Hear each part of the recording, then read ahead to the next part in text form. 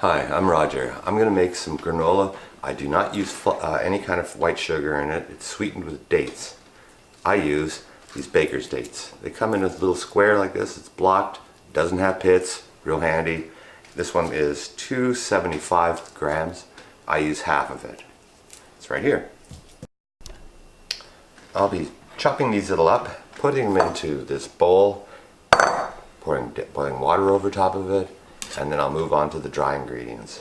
So you take those little dates, can you see this thing here? And I just cut it up. It's just so it gets all easily soaked up. I want these to be soft because I'll be smearing them onto the dry ingredients along with some butter and a little bit of honey. Not a lot, but you need a little, just otherwise it's going to be a muesli. And I take these, dump them in here, pour boiling water over top of it when I finished it. You can see you don't have to be that picky with it. I do like to catch and cut up some of the larger chunks just because I don't like chunks in the granola. I want them to be homogeneous and smear all over the inside of, or all over the dry ingredients.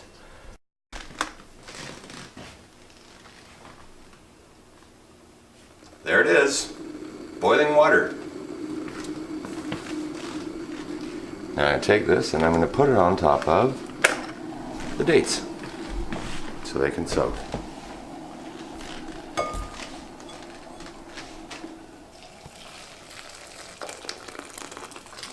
Just enough to cover.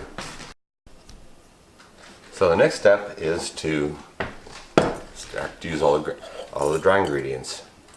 I use the large flake, not quick but regular old-fashioned dates or oats, and you can see that I was kind of sloppy with this. It's around 2 cups. You can put more in if you want. This was maybe about 2.5 cups. From there, I'll be putting in allspice, cinnamon.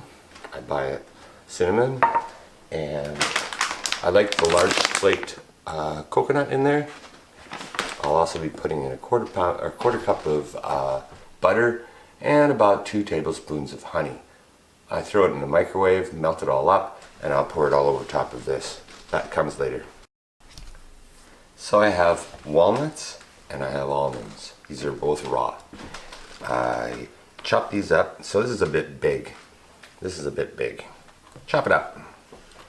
Walnuts chop up real easy. I'm not that picky about how well I chop them up. It doesn't really matter. And I like to chop up the almonds a little bit. And you can see that I'm kind of sloppy with that too, so it doesn't really matter. Once it's all in there, a few whole ones certainly don't hurt. Doesn't hurt anything. And once this is done, I'll be putting them into the oats, adding the spice, the honey, the butter, and draining the soaking dates, and I'll smear them in there.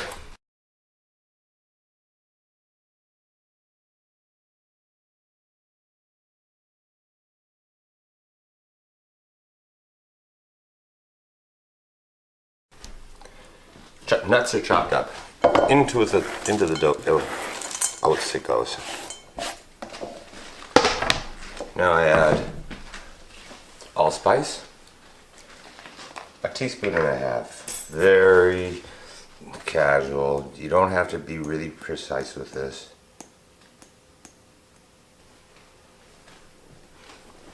That was allspice. Cinnamon. I love cinnamon, so I'm going to add a heaping teaspoonful.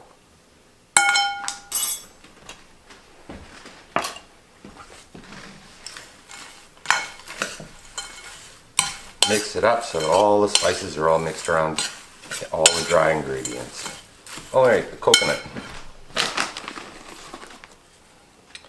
I like using the coarse ones. The really fine ones, I find it doesn't really mix in that well, and after you've baked it all and you put it into an airtight container, it all ends up at the bottom. But the big ones, oh, how much is that? Oh, 3/4 of a cup. So we have a 1/4 cup butter, unsalted, and I'm going to use honey. You could use the liquid stuff too, but this is about how much honey I put in there, about 2 tablespoons. And into the microwave. Into the microwave. I'm going to put it on defrost, which is a lower temperature, so I don't make a big mess inside my microwave. I'm going to put it for a minute and 20 seconds. Okay, butter, honey, you can see it's liquid. I've mixed all the dry ingredients together. Now I'm going to be pouring it, drizzling it all over, and mixing it in.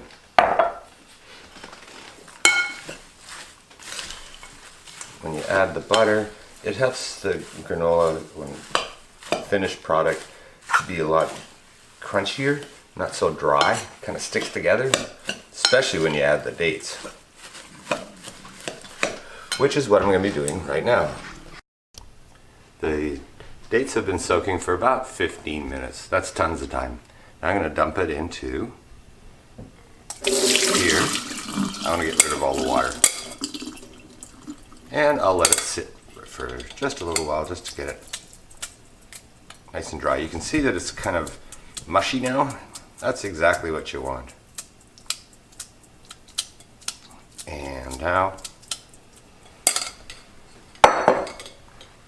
it gets smeared onto the granola. So the dates will be smeared into this, and then I'll be dividing them in half, putting them onto 2 baking sheets. These are 10 by 15. That's important because then you're going to get an idea. You don't make it real thick. You want this thing to toast. The dates are in this little thing, as you've met these before. I smear them onto there, and these get washed. I take these dates and smear them all around through here, and chop them in.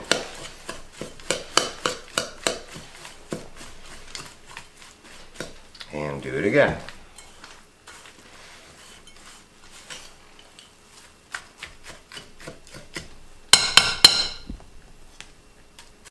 I prefer not to have any chunks. I want everything to be just slightly covered in dates mush. Incidentally, we're going to be baking this at 300 degrees. Set the timer for 15 minutes. And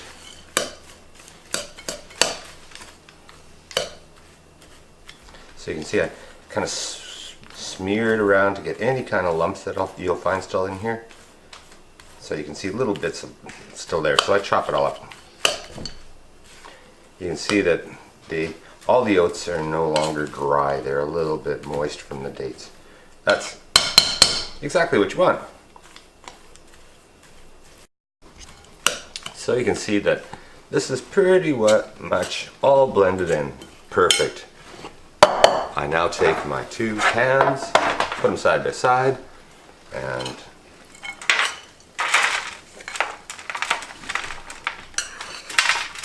place them through here.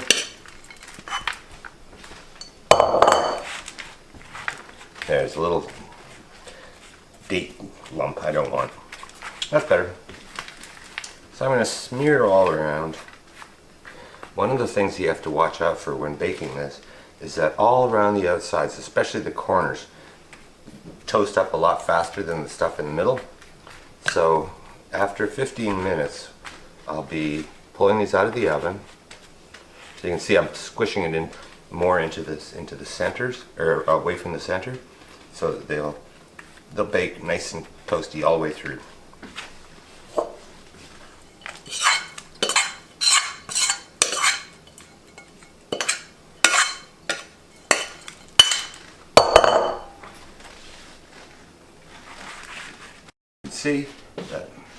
of spread all over the place. That's exactly what I want. And we're going to put it into the oven. 300 degrees.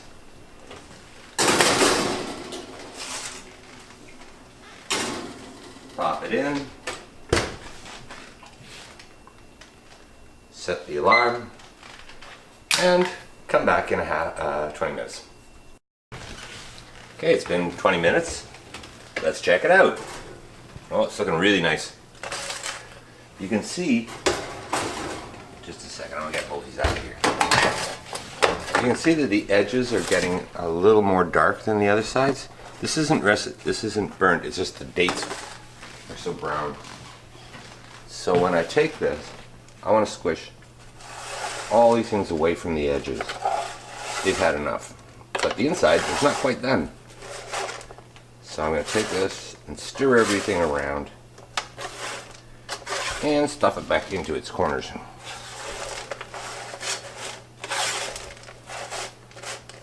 I'm also looking for little bits of dates that haven't quite aren't as mixed together as the rest of it. There you can see, moving it around. Now I'm going to push it all back in here again. I'll do the other one.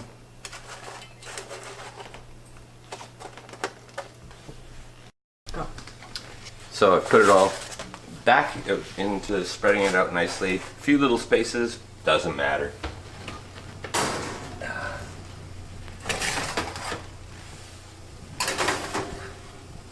The timer's set for 15 and off we go.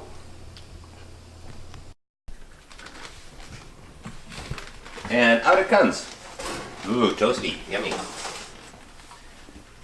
Maybe a bit too done, but that's okay. I've turned the oven off, and that was the last baking was 15 minutes. And now I'm just going to let it cool off, and I'll put it into a container. I'm looking right now to see if any of the dates have been are still moist. I don't want that.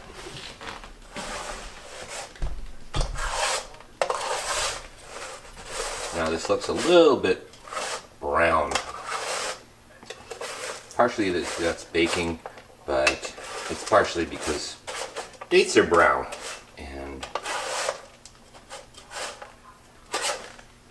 I want these things to cool nicely.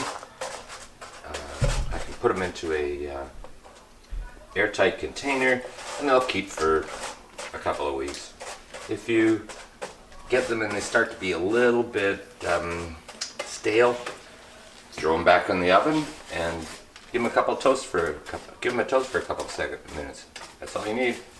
Goes right back into how good it was. But this is super tasty. We eat it with yogurt and fruit. It's pretty much my breakfast every day, unless I eat a smoothie. But this is a little more whole food. That's it.